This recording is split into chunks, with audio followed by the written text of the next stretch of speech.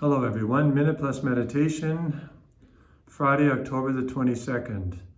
St. Paul's letter to the Romans, first reading. I know that nothing good dwells within me, that is in my flesh. I can will to do what is right, but I cannot do it. For I do not do the good I want, but the evil I do not want is what I do. Now if I do what I do not want, it is no longer I that do it, but sin that dwells within me. This has been understood in so many different ways down through the century. Essentially, St. Paul is saying, he's not calling the flesh evil per se. He's using it with an idea in mind, that is, our disordered self that has been infected by sin and the consequences of that sin and how it's been inflamed by our personal actions. So we have a disorder between the intellect and the will. It's manifested in the flesh, the decisions we make. There are many times we want to do a certain thing and we know what it's like. All of us know this. We want to do something that's right. We want to apologize and we will not do it. Or it maybe takes us 3 or 4 days to get to the point where maybe we can do it then. But there are some things that we just know that this is bad for me and I keep eating or I keep drinking or I keep watching this bad stuff. And we know it's not good for us. We don't feel right about it. And that's God saying, I'm not giving up on you. You're hardwired for me. There's a good guilt and there's a bad guilt. There's a good shame and there's a bad shame. And it's up to you and me to, help each other or distinguish between the two and realize that God has put those things in us like an amber light to warn us so that we can make the correction with His help. Ask Him for help. And God will help us over time if we're willing to submit to His grace. And yes, there's no other way to put this than to suffering. We have to suffer in the sense that we have to be willing to choose the good and avoid the evil, go against the grain, go against the desires of our inordinate or disordered tendencies. And this will cause us a kind of suffering, a deprivation. But if we try to see beyond the other side of the fence, as it were, we'll realize this is truly life-giving.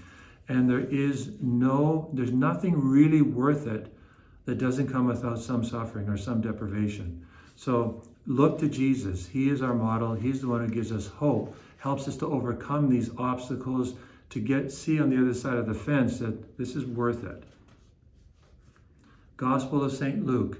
Jesus said to the crowds, when you see a cloud rising in the west, you immediately say, it is going to rain. And so it happens.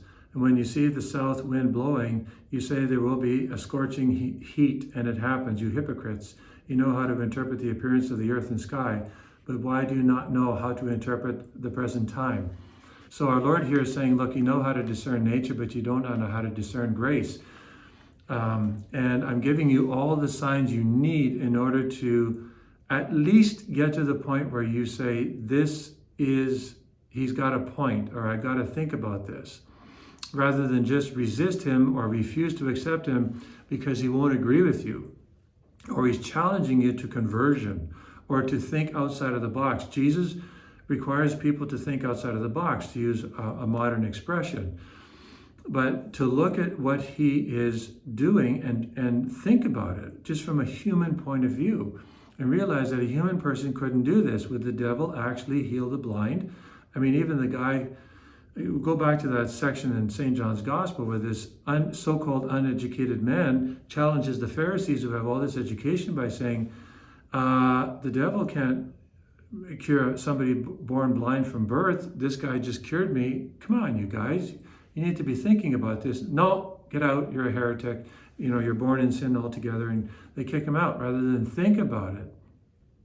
So our Lord here wants us to reflect on these things. And, consider, we can predict all these things. We have wonderful technology today, and it's a lot of it's beautiful, its applications are good. Well, we need to take those same talents we have and apply them to Jesus and ask ourselves, is He just another religious guy? Is He just another leader? Or is He the Son of the living God? Is He actually who He says He is? Now, you and I can only say that and believe in the content of those words if we have received grace. And that's what we need to be cognizant of. We can say the words but not believe them. But if we truly believe the content of those words, we have received the gift of faith. So today, think about what Jesus says. Read about what he says. Doesn't matter if you're a person of faith. I think I am a person of faith, but I still try to think of this as a kind of neophyte, as a new beginner, so that the Lord can strengthen the faith that I pray I have, so that I can have more and more faith. God bless you.